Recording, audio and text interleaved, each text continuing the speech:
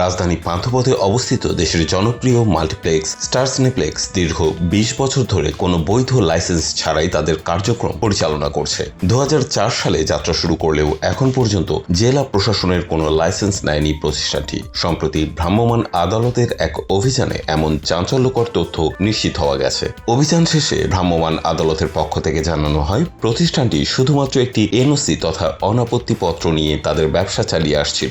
Licence নিতে হচ্ছে জেলা প্রশাসনের কাছ থেকে। ভ্রাম্যমাণ আদালত বলেন, যদি আপনি কোনো প্রেক্ষাগৃহ চালান সেক্ষেত্রে আপনাকে লাইসেন্স নিতে হয় জেলা প্রশাসকের কাছ থেকে অথবা ডেপুটি কমিশনারের কাছ থেকে। কিন্তু ওনাদের এনওসি নিয়ে আছে তাও ২০০৪ সালে, কিন্তু ওনারা কোনো লাইসেন্স নেননি।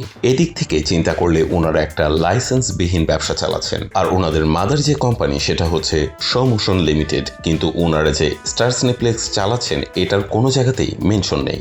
লাইসেন্স জটিলতার পাশাপাশি গ্রাহকদের টিকিট কেনা নিয়েও ভোগান্তির বিষয়েও আদালতে নজরে আসে। অনলাইনে টিকিট কাটতে গিয়ে অনেকের টাকা কেটে নিলেও টিকিট প্রিন্ট হচ্ছে না বলে অভিযোগ উঠেছে। এই প্রসঙ্গে ভ্রাম্যমাণ আদালত জানান, আরেকটা সমস্যা হচ্ছে অনেক মানুষ টিকিট কাটছে কিন্তু ওনাদের এসে এখানে টিকিট প্রিন্ট দিতে পারছেন না এবং তাদের টাকা অ্যাকাউন্ট থেকে কেটে নিচ্ছে। সেক্ষেত্রে ওনাদের সঙ্গে আমরা কথা বলেছি, ওনাদেরকে জানিয়েছি যে ৭ কর্মদিবসের ভেতর এই টাকা আবার রিফান্ড হবে।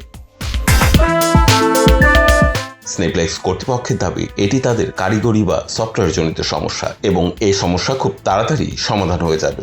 উল্লেখ্য, দীর্ঘ সময় ধরে সরকারের যথাযথ লাইসেন্স ছাড়া এবং ট্যাক্স ফাঁকি দিয়ে ব্যবসা পরিচালনা করায় স্টার সিনেপ্লেক্সের বিরুদ্ধে আইনগত ব্যবস্থার পাশাপাশি বড় অঙ্কের জরিমানার ইঙ্গিত দিয়েছে সংশ্লিষ্ট কর্তৃপক্ষ। তবে শেষবারের মতো সুযোগ দিয়েছে কর্তৃপক্ষ সবকিছু বৈধ ও সঠিকভাবে পরিচালনা করার জন্য।